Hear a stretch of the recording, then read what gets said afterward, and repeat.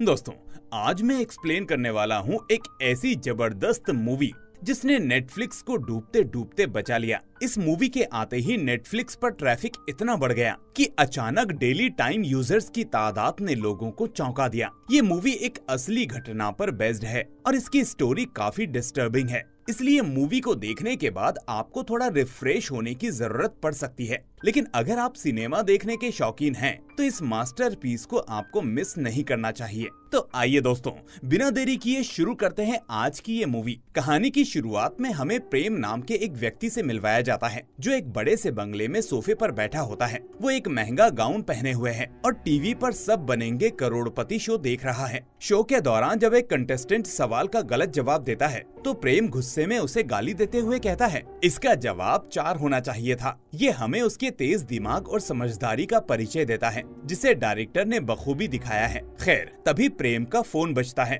और वो फोन उठाता है, जिसके बाद वो देहाती अंदाज में अपनी पत्नी से बात करने लगता है। इस दौरान उसके एक हाथ में शराब से भरा ग्लास और दूसरे में चिकन के कुछ टुकड़े होते हैं, जिन्हें वो सिंक में रख देता है। फिर प्रेम अपनी पत्नी से कहता है कि मैंने पैसे भेज दिए हैं, और बातों ही बातों में वो रोमांटिक हो जाता है। वो उससे कहता है कि जल्दी ही गाँव आऊंगा, फिर हम बच्चा करेंगे। फिर उसे अचानक कोई जरूरी काम याद आता है, तो वो कहता है कि मैं तुम्हें बाद में कॉल करता हूँ, और इतना कहकर वो उस कॉल को कट कर देता है। इसके बाद प्रेम सीधे अपने रेडियो के पास जाता है और एक गाना प्ले करता है, दिल झूमा रे झूमा। नशे में धुत वो आधी रात में थोड़ी देर के लिए झूमता है। फिर वो अपने बंगले की छत पर बने बाथरूम में चला जाता है, और उस समय उसने सिर्फ एक अंडरवियर पहना हुआ था। अगले सीन में हमें एक स्कूल ड्रेस पहनी हुई लड़की दिखाई जाती है, जो बाथरूम के फर्श पर गिरी हुई थी और बेहद घबराई हुई लग रही थी। तभी प्रेम उसके पास जाकर बैठता है और वहाँ हमें उसके आसपास कुछ चाकू और छुरियां पड़ी हुई दिखती हैं। फिर वो एक चाकू उठाता है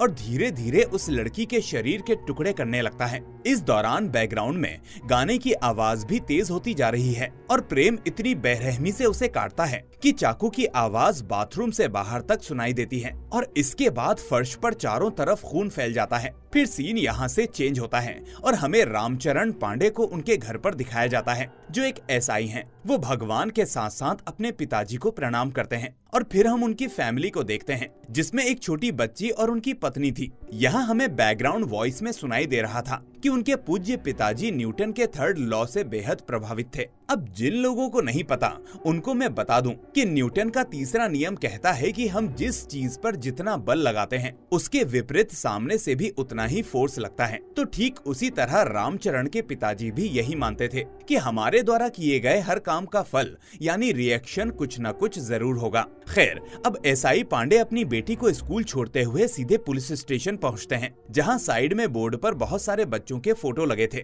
जो सब मिसिंग थे। दोस्तों, अगर आपको एसआई पांडे के इंट्रोडक्शन से ये लगा कि ये बहुत ही ऑनेस्ट ऑफिसर हैं, तो आप गलत हैं। इनके लिए न्यूटन का 3रा लॉ थोड़ी अलग तरीके से काम करता है। उनका मानना है कि अगर आप अपने सिस्टम से ऊपर जाओगे और अपने ऊपर वाले अफसरों से अलग हटके कुछ काम करोगे, तो फंसोगे। वो एक रिएक्शन ही है, पर एसआई पांडे उस रिएक्शन के लिए तैयार नहीं है। वो सिस्टम के अंदर रहकर ही करप्शन को अंजाम देते हैं। मतलब सिस्टम के अंदर जो भी करप्शन होता है, उसका पार्ट हमारे पांडे जी भी हैं। अगले सीन में हमको एसआई पांडे के पास एक आदमी को दिखाया जाता है, जो अपनी बेटी के मिसिंग कंप्लेंट लिखवाने आया है। उसकी बच्ची महज 15 साल की है। अब एक दिन जब स्कूल की बस से वो वापस आ रही थी, तो अचानक लापता हो गई, जिसके बाद उसके पिता एफआईआर कराना चाहते हैं, क्योंकि कई दिनों से उसकी कंप्लेंट की कोई सुनवाई नहीं हो रही थी। आज उस लड़की का बर्थडे है और वो लड़की स्कूल में फर्स्ट भी आई है। उस लड़की के पिता रो रहे थे और एफआईआर के लिए पांडे के सामने गुहार लगा रहे थे। ये सुनकर एसआई पांडे उस आदमी के ऊपर भड़कते हुए कहते हैं, हम एफआईआर किसके ऊपर करें? और उस आदमी से ये तक कह देते हैं, लो आप पहन लीजिए हमारी वर्दी और आप कर लीजिए इन्वेस्टिगेशन। पांडे कहते हैं कि आपके पास फोटो है ना, आप बोर्ड पर लगा दीजिए, हम बाहर भी सर्कुलेट करा देंगे और ढूंढने का प्रयास करेंगे। जिसके बाद वो फिर उस आदमी से बोलते हैं कि क्या आपको पता है हमारे ऊपर कितना प्रेशर है? आप एफआईआर लिखाकर क्यों उस प्रेशर को बढ़ाना चाहते हो? राजीव चौक से ये पहला केस नहीं है। आपकी बच्ची से पहले और भी बच्चे वहाँ से गायब हुए हैं। हम आपकी बच्ची को ढूंढ लेंगे। वही टिपिकल पुलिस वालों की बातें।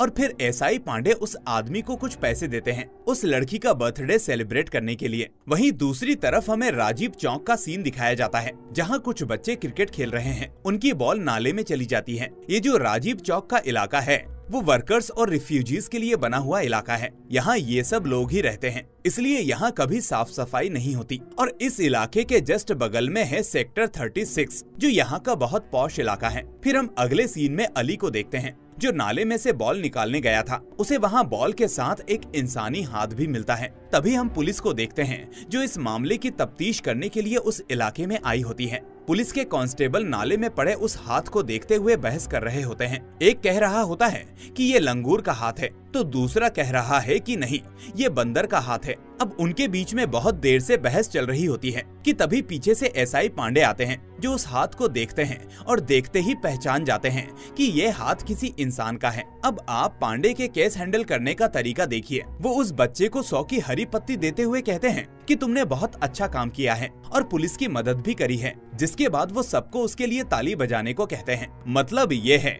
कि वो उस हाथ को किसी जानवर का बताकर वही केस को रफा दफा कर देते हैं। तभी अचानक पांडे की नजर एक बिल्डिंग की विंडो पर पड़ती है, जिसका कांच टूटा हुआ था, और उन्हें लगा कि वहाँ कोई बैठा हुआ है। और वहाँ कोई और नहीं बल्कि प्रेम बैठा हुआ था। वो ऊपर से बैठकर बस्ती में हो रहा तमाशा देख रहा होता है कि तभी एक कांस्टेबल पांडे को बताता है कि ये बस्सी साहब का घर है, जो बहुत बड़े बिजनेसमैन हैं। असल में प्रेम उन्हीं के घर का सर्वेंट है। जब वो बिजनेस मीटिंग पर जाते हैं या वो यहाँ नहीं होते, तो वो उन्हीं के कपड़े पहनकर सोफे पर बैठकर टीवी वगैरह देखा करता है। ये चीज उसकी आदत में आ चुकी है। अब हम उसी रात का सीन देखते हैं, जहाँ अली नाम का वही बच्चा अपने घर पर टीवी देख रहा होता है। उसके पापा रात को लेट घर आते हैं और वो अंडे लाना भूल जाते हैं। वो अली को अंडे लाने के लिए पैसे देते हैं, जिसके बाद अली अपने पिता से पैसे लेकर घर से निकल जाता है और शॉर्टकट के चक्कर में वो बस्ती के पीछे वाला रास्ता पकड़ता है, जो सुनसान था। वो जा ही रहा होता है कि तभी उसे कोई आवाज लगाता है,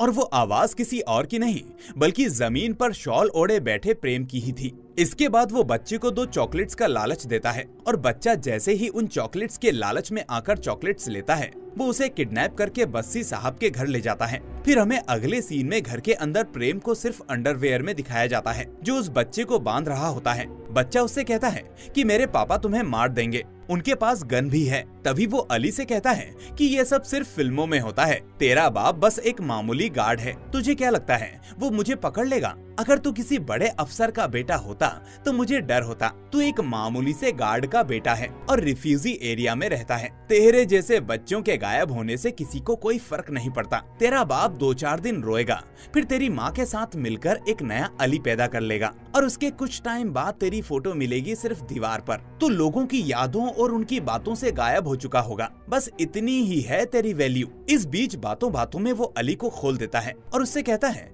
कि मरने से पहले तेरा बहुत काम है। इसके बाद जब अली झटपटाने लगता है तो प्रेम उसको दीवार में दे मारता है, जिससे वो बेहोश हो जाता है। अब कहानी पास्ट में शिफ्ट होती है और हमें चंबा गांव को दिखाया जाता है, और साल होता है 1983। वहाँ एक छोटे डरे सहमे बच्चे को एक कमरे के कोने में बैठा दिखाया जाता है, जहाँ कुछ जानवर भी बंधे हुए थे। उस बीच उस बच्चे का मामा आता है और उसे खाना खिलाने की कोशिश करता है। वो बच्चा अपने मामा को देखकर पसीना पसीना हो जाता है, क्योंकि उसका मामा उसे गलत तरीके से टच कर रहा होता है। उस लड़के का मामा एक हाई प्रोफाइल पर्सन था। वो उससे कहता है कि कल तेरे लिए मटन बना दूंगा, तो फिक्र मत कर। असल में उस लड़के के मामा की मटन शॉप थी और वो बच्चा उसी की शॉप में काम करता था। फिर जब रात को शॉप बंद होती है, तब उसका मामा उस बच्चे से कहता है कि अब मुझे तू खुश कर। अब जैसे ही उसका मामा उसे छूता है और मॉलेस्ट करने की कोशिश करता है, तो वो बच्चा अपने मामा को एक चाकू से बहुत बुरी तरीके से मार देता है। जिसके बाद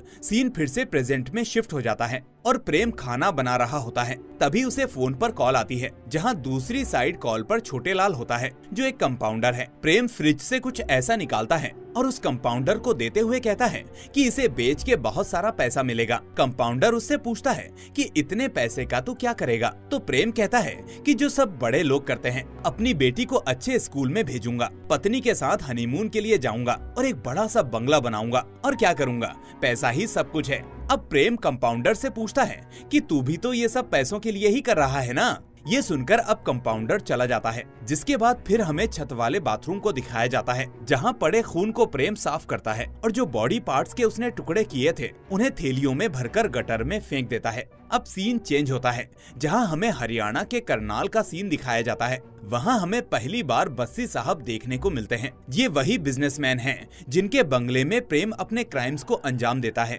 हम बस्सी साहब को देखते हैं जो अपनी ग्रैंड डॉटर के साथ मोलेस्ट करने की कोशिश कर रहे हैं, जबकि छोटी बच्ची उनसे बोले जा रही थी कि मेरे कपड़े मत उतारो। तभी वहाँ उनकी वाइफ आ जाती है और वो उससे कहते हैं कि ये तैयार नहीं हो रही, इसके माँ बाप कितने बिजी हैं। तभी वो कहती है कि लाओ मैं तैयार करूं। वो लड़की से कहती है कि अपने दादू को परेशान मत करो, वो तुम्हें सिर्फ कपड़े पहना रहे थे। तभी वो दोनों नीचे आते हैं और पूरी फैमिली के साथ उस बच्ची की बर्थडे पार्टी सेलिब्रेट करते हैं। बस्सी ऐसे प्रिटेंड कर रहा था जैसे कुछ हुआ ही ना हो। तभी उसे एक कॉल आती है। उसे बात करते करते एक लड़की दिखती है जिसे देखते ही उसकी हवस जाग जाती है। वो फोन पर किसी से कह रहा होता है कि झुमकी को कल शाम के लिए रेडी रखना। वहीं दूसरी ओर हमें झुमकी को दिखाया जाता है जो दुर्गा उत्सव में जाने के लिए साड़ी वगैरह पहनकर तैयार हो रही होती है। वो अपने मम्मी पापा को दिखाती है। फिर वो दोनों के साथ पूजा पंडाल में जाती है और पूजा कर ही रही होती है कि तभी हम देखते हैं कि झुमकी के पास किसी का कॉल आता है, जिसके बाद वो पूजा पंडाल से बाहर आती है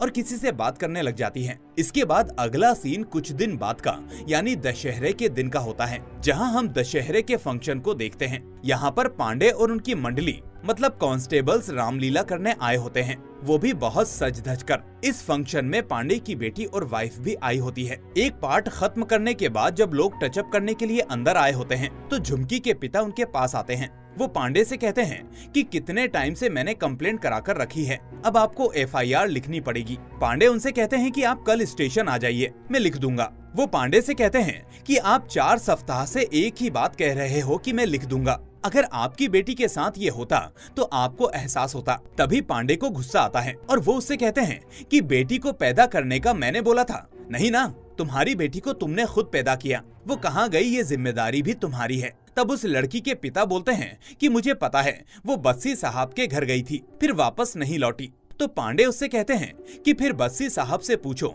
मेरे गले क्यों पड़ रहे हो, और वो उससे कहते हैं कि आइंदा मेरी बेटी का नाम लिया तो तुम्हारा मुंह तोड़ दूंगा। तभी उधर से झुमकी के पिता निकल जाते हैं और प्ले भी खत्म हो जाता है। इस बीच अब पांडे को ख्याल आता है कि उसकी बेटी आसपास नहीं है। फिर वो अपनी पत्नी से पूछते हैं तो उनकी पत्नी कहती है कि वो अपने दोस्तों के साथ फ्रेश होने बाहर गई है। अब वो अपनी पत्नी से कहते हैं कि ये मेला है, तुमने क्यों उसे अकेला छोड़ा, शहर से कितने बच्चे गायब हो रहे हैं तुम्हें पता नहीं, इतनी इर्रिस्पॉन्सिबल तुम कैसे हो सकती हो। तभी हम मेले में प्रेम को देखते हैं जो अपने सर पर रावण का मास्क लगाकर यहाँ अपना शिकार ढूंढने आया था और उधर कंपाउंडर एम्बुलेंस लेकर खड़ा था। ये दोनों मिलकर क्राइम करते हैं और आपस में मिले हुए होते हैं। अब जैसे ही पांडे की बच्ची फ्रेश होकर आती है तभी प्रेम उसे उठाकर भागने लगता है। दूसरी ओर पांडे अपनी बेटी को ढूंढते ढूंढते वहीं पहुंच जाते हैं जहां प्रेम उनकी बच्ची को किडनैप करने के लिए उठा रहा होता है। तभी वो प्रेम को उनकी बच्ची को ले जाते हुए देख लेते हैं और उसके पीछे जाने लगते हैं, पर तभी कंपाउंडर अपनी गाड़ी का सायरन बजा देता है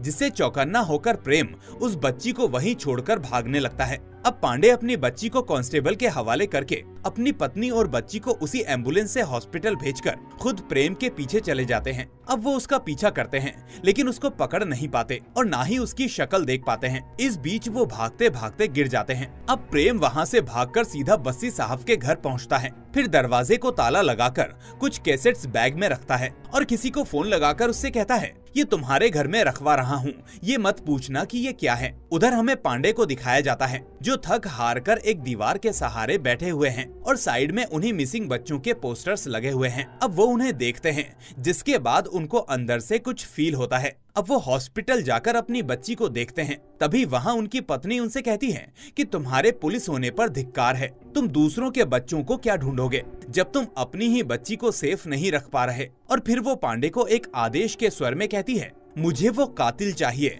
सुना तुमने, मुझे वो आदमी चाहिए। आखिर उसने गुड़िया को हाथ कैसे लगाया। अब पांडे इस बात से अपनी नजरों में बहुत गिर जाते हैं। जब अपनी बच्ची पर बात आई तो उसका जमीर जागा। शायद उसके पूज्य पिताजी की बात सही थी, हर एक्शन अपना रिएक्शन देता है। उसकी घूसखोरी, बेईमानी और गरीबों को परेशान करने का रिएक्शन उसके सामने ही आ गया है। अब उनको वो किलर चाहिए था किसी भी हाल में। फिर दूसरे दिन हम देखते हैं एक माँ जो फोन पर बात कर रही होती है। वो बहुत रईस होती है और एक नौकर उसके बच्चे को दूध पिला रही होती है, पर वो पी नहीं रहा होता। तब उसकी माँ उस नौकर से कहती है कि ये कोई गाड़ी नहीं है कि तुम दूध पेट्रोल की तरह डाले जा रही हो। तभी उस बच्चे की स्कूल की वैन आती है और वो अपनी माँ को बाय बोलकर वैन की तरफ बढ़ ही रहा होता है कि तभी दो बाइक वाले आते हैं और उस बच्चे को किडनैप करके ले जाते हैं। ये सब होता हुआ उसकी माँ देख रही होती है। ये एक बड़ा केस था क्योंकि ये एक बड़े बिजनेसमैन का बच्चा है। डीएसपी सर अपनी टीम के साथ इस बच्चे को सर्च करने में लग चुके हैं। इंटरव्यू के ऊपर इंटरव्यू आ रहे हैं, पल पल की खबर मीडिया को दी जा रही है, पर झुमकी के बारे में किसी को पता नहीं है कि उस लड़की का क्या हुआ है। जिसके बाद पांडे बस्सी सर के घर में जाते हैं। वो देखते हैं कि बस्सी साहब ब्रेकफास्ट कर रहे होते हैं। प्रेम गेट खोलता है और उसने इस समय नौकर के कपड़े ही पहने होते हैं। बस्सी साहब टीवी पर उसी बिजनेसमैन की न्यूज देख रहे होते हैं जिनका बच्चा खोया है और जिसका जिम्मा डीएसपी ने अपने ऊपर लिया है। पांडे बस्सी से झुमकी के बारे में पूछते हैं, पर वो बात सुनकर भी अनसुना कर देता है। फिर बस्सी सर बोलते हैं कि तुम्हारा डीएसपी होम मिनिस्टर और मैं साथ में बेचमेट थे। हमने साथ में कितनी मस्ती और कितने कांड किए हैं, तुम्हें क्या बताऊं। वो पांडे को अपनी पावर दिखाने की कोशिश करते हैं, पर पांडे को पता है कि जिन लोगों से वो पंगा ले रहा है वो खतरनाक लोग हैं। उनका आगे क्या होगा पता नहीं और उनकी पोस्ट बचेगी भी या नहीं ये भी पता नहीं। तभी वहाँ अचानक झुमकी के पिता आ जाते हैं और बोलते हैं कि इस बस्सी ने मेरी बेटी के साथ बलात्कार किया और फिर उसे मार दिया। वो रोते हुए और गुस्से में कहते हैं कि मुझे मेरी बेटी वापस चाहिए। वो पांडे से कहते हैं कि सर आप भी बिक चुके हो और पैसे की सेटिंग के लिए आप यहाँ आए हो। फिर वो उसे और बस्सी को बहुत गालियाँ देते हैं। इस बीच बस्सी उठ खड़ा होता है और चीखते हुए कहता है कि मेरे घर में तू मुझे ही गाली दे रहा है। बस्सी सर कहते हैं कि असलियत में वो एक प्रोस्टिट्यूट थी। मैं उसके माँ बाप को हर महीने 3 लाख रुपए देता था और हाँ वो उस दिन आई ही नहीं। मैं इससे ज्यादा कुछ नहीं बता सकता। ये सुनकर पांडे हैरान हो जाते हैं कि उसका पिता ही उसका दलाल था। उस लड़की के पिता एक्सेप्ट करते हैं कि वो पैसों के लिए उसके जिस्म का सौदा करते थे। ये सुनते ही पांडे फिर उसे थप्पड़ पर थप्पड़ रसीद करते हुए पूछते हैं कि साले तुझे पिता का मतलब भी पता है? तेरी बेटी मर चुकी है या कहाँ है, मैं उसे ढूंढ ही लूंगा, लेकिन अब तू इस घर के आसपास दिखना भी मत। तभी बस्सी सर डीएसपी को कॉल करते हैं और पांडे के बारे में बताते हैं। जिसके बाद ऑफिस पहुँचते ही डीएसपी से पांडे को फटकार लगती है। वो पांडे से कहते हैं कि उस बड़े केस में मेरे साथ काम करोगे तो तुम्हें प्रमोशन मिलेगा, लेकिन अगर उस झुमकी वाले केस में तुमने काम किया तो तुम्हारे और तुम्हारी पोस्ट के लिए ठीक नहीं होगा। डीएसपी उससे ये भी कहते हैं कि पहले तो तुम बहुत बढ़िया ऑफिसर थे, तो अचानक क्या हुआ? ये ईमानदारी का कीड़ा तुम्हें कब काट गया? अब जिसके बाद पांडे को सस्पेंड कर दिया जाता है। सस्पेंड होने के बाद वो प्रेम के ऊपर नजर रखने लगते हैं और देखते हैं कि प्रेम उस कंपाउंडर के साथ ज्यादा घुला मिला हुआ है। इसके बाद वो उस कंपाउंडर को भी फॉलो करने लगते हैं और अगले सीन में फिर हमें पांडे और उन्हें अपने एक कांस्टेबल पाठक के साथ दिखाया जाता है। वो साथ बैठकर दारू पी रहे होते हैं तो कांस्टेबल कहता है कि आपका सस्पेंशन हटने वाला है, नया डीएसपी आएगा। तो पांडे पूछते हैं कि डीएसपी सर का ट्रांसफर हो गया? तो कांस्टेबल उनसे कहता है कि नहीं, उन्होंने उस रिच बिजनेसमैन का केस सॉल्व कर लिया, इसलिए उनका प्रमोशन हो गया। ये बोलने के बाद कांस्टेबल पाठक कहता है कि आप भी तो सिस्टम के साथ अच्छे से काम कर रहे थे, फिर आपको अचानक क्या हो गया? तो पांडे कहते हैं कि मैंने अब तक काम नहीं किया, लेकिन अब करूंगा। तुम्हें तो पता है कि मेरी बच्ची के साथ क्या हुआ। अगर मैं कोई स्टेप नहीं लूंगा तो शायद कभी कोई दुनिया में बाप पर भरोसा नहीं करेगा। तभी पाठक बोलता है कि हाँ सर, मुझे पता है। अब इधर ये सब बातें चल ही रही थी कि उधर वो कंपाउंडर हॉस्पिटल से बाहर आता है। तभी पाठक बोलता है हमको शुक्रिया तो उस कंपाउंडर को करना चाहिए, उस दिन मेले में वो हमें बिल्कुल बाहर खड़ा मिला। इस बात से मानो पांडे के दिमाग की बत्ती जल जाती है और वो कंफर्म हो जाते हैं कि कहीं न कहीं ये प्रेम और ये कंपाउंडर आपस में मिले हुए हैं। अब वो कंपाउंडर को उसी के हॉस्पिटल से किडनैप करते हैं और एक सुनसान जगह ले जाकर उसकी खातिरदारी करते हैं। फिर मार खाने के बाद कंपाउंडर कन्फेस कर लेता है कि प्रेम उसे ऑर्गन बेचा करता था और इन सब के पीछे प्रेम का हाथ है। जिसके बाद अगले सीन में तभी हम एक नए डीएसपी को देखते हैं जिनका 8 बार ट्रांसफर हो चुका था और ये एक ऑनेस्ट ऑफिसर हैं। पांडे पुराने डीएसपी से कहते हैं कि मैं सारे केसेस और चीजों को आगे फॉरवर्ड जरूर करूंगा और नए डीएसपी को इनके बारे में जरूर बताऊंगा। ये बात वो बस्सी को भी बता देते हैं। केवल पांडे और कांस्टेबल को ही पता था कि कंपाउंडर को कहां बंदी बनाकर रखा हुआ है और वो गवाही देने को भी तैयार है। फिर पुराने डीएसपी पाठक को कॉल करते हैं और उसे पोस्ट का लालच देकर अपनी तरफ कर लेते हैं, जिस वजह से पाठक उनको कंपाउंडर का पता दे देता है। अब बस्सी कुछ गुंडों को हायर करते हैं कंपाउंडर को खत्म करने के लिए और एग्जैक्ट लोकेशन तो पाठक बता ही चुका था। अब जब तक नए डीएसपी और पांडे उस जगह पर पहुंचते हैं उससे पहले वो गुंडे उस जगह पहुंचकर उस कंपाउंडर को वहां से अगवा कर ले जाते हैं। जब वो दोनों पाठक से पूछते हैं तो वो कहता है कि सर मैं तो खाना खाने गया था। तब पांडे उस पर गुस्सा होकर उसे जमीन पर गिरा देते हैं कि एक दिन खाना नहीं खाता तो मर नहीं जाता। जिसके बाद ये डीएसपी सीधा प्रेम को उठाने बुलाने का ऑर्डर देते हैं और उसे इन्वेस्टिगेट करने की परमिशन भी पांडे को मिल जाती है। उधर प्रेम को इंटेरोगेशन रूम में बैठाया जाता है और पूछताछ शुरू होती है। प्रेम बिल्कुल तैयार था सब कुछ बोलने के लिए। वो पांडे से कहता है कि सर आपके पास 40 मिनट हैं, नहीं तो मैं कल आ सकता हूँ। सब बनेगा करोड़पति का मुझे एपिसोड देखना है। कल 50 लाख उसने जीत लिया है, आज वो 1 करोड़ जीतेगा। उसको ना जाने कैसा नशा था उस शो को देखने का। फिर नए डीएसपी और पांडे एक के बाद एक क्वेश्चन चालू करते हैं। वो झुमकी के बारे में पूछते हैं। प्रेम कहता है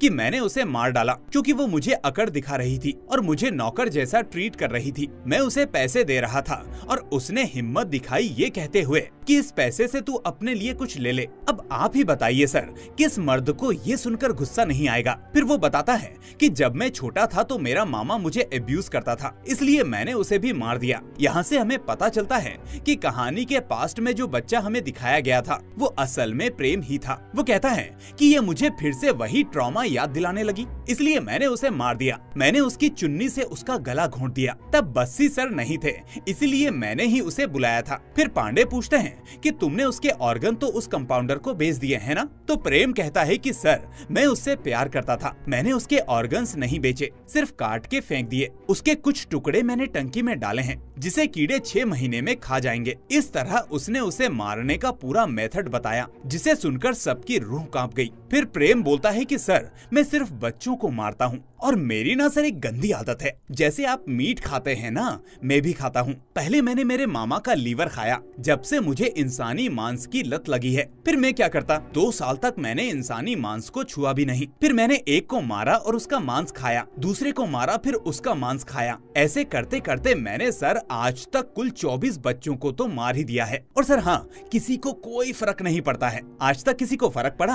आपने देखा तो है, कुछ दिन पहले एक अमीर आदमी का बच्चा खो गया तो पुलिस ने उसे तुरंत ढूंढ लिया। हम ऐसे बच्चों को उठाते ही नहीं सर, हम तो उठाते हैं गरीब बच्चों को, जो बस्ती में रहते हैं, जो बड़े होकर कुछ नहीं बनेंगे, बस अपने बाप के जैसे मजदूरी करेंगे और मर जाएंगे। इससे तो अच्छा है कि मेरी लत पूरी करके ही मर जाएं। ये बोलने के बाद वो कहता है कि सर सिर्फ 10 मिनट बचे हुए हैं, मुझे जाने दीजिए ना, मैं कल आ जाऊंगा। अब पांडे उससे पूछते हैं कि इन सब में बस्सी का कितना हाथ है। इस बात पर वो चुप्पी साध कर बैठ जाता है और बोलता है नेक्स्ट क्वेश्चन, जिसके बाद उसे जेल में डाल दिया जाता है और ये चीखता रहता है कि सर शो शुरू होने वाला है, मुझे छोड़ दीजिए। अब पांडे टीवी की आवाज बढ़ा देते हैं और ये जेल के अंदर बैठकर शो सुनकर खुश हो रहा था। ये सही में टोटल साइको ही है। फिर अगली सुबह उसे उस जगह पर ले जाया जाता है जहाँ इसने बच्चों को गाड़ा था। अब पुलिस ने वहाँ खुदाई चालू की तो उन्हें छोटे छोटे बच्चों के कंकाल मिले। इस खबर से पूरे देश की मीडिया इस ओर डाइवर्ट हो गई और इसके बारे में बात करने लगी कि इतना राक्षस कोई कैसे हो सकता है। फिर हमें देखने को मिलता है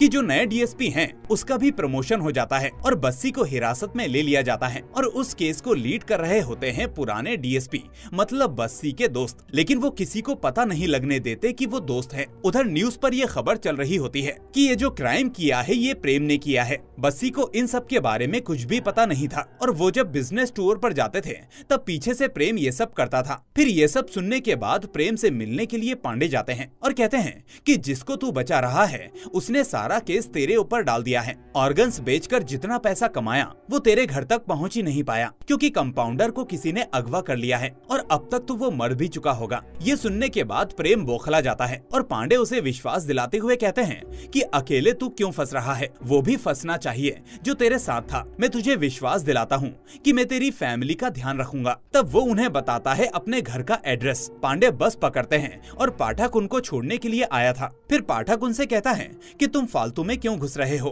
तो वो उसे जवाब में कहते हैं कि मुझे घुसना पड़ेगा, वैसे भी बाद में तू है ना मेरी फैमिली का ख्याल रखने के लिए। लेकिन यहाँ पांडे को पता नहीं था कि पाठक ने उसे कितना बड़ा धोखा दिया है। फिर वो सीधे प्रेम के घर पहुँचते हैं और प्रेम ने उनसे बोला था कि एक बैग होगा जिसमें एक सीडी होगी, सीडी प्ले करना तुम्हें पता चल जाएगा। अब पांडे अपने साथ लाए हुए लैपटॉप में उस सीडी को रन करते हैं। उस सीडी के अंदर के दृश्यों को देखने के बाद उनकी रूह कांप जाती है। उस सीडी में हम देखते हैं कि बस्सी उन सब बच्चों के साथ मोलेस्टेशन करते थे और उन सब की वीडियो बनाते थे। ये सब प्रूफ वगैरह लेने के बाद वो सीधे रात को रोड के किनारे खड़े होते हैं लिफ्ट के लिए, पर उन्हें रोड पर कुछ नहीं मिलता। फिर 2 घंटे बाद हम एक गाड़ी को देखते हैं जिससे पांडे लिफ्ट मांगते हैं। वो लोग उनको लिफ्ट दे देते हैं और थोड़ी देर बाद हमें पता चलता है कि ये वही गुंडे थे जिन्होंने कंपाउंडर को मारा था। फिर ये लोग गाड़ी के अंदर पांडे और एविडेंस दोनों को खत्म कर देते हैं और कुछ समय बाद हम देखते हैं कि उन्हीं के पुलिस स्टेशन में उनकी मिसिंग का पोस्टर लगा हुआ है और अब पाठक बन गया है नया एसआई। यहाँ भी third law of Newton apply होता है। पांडे ने सिस्टम के खिलाफ जाकर काम किया और अंजाम क्या हुआ?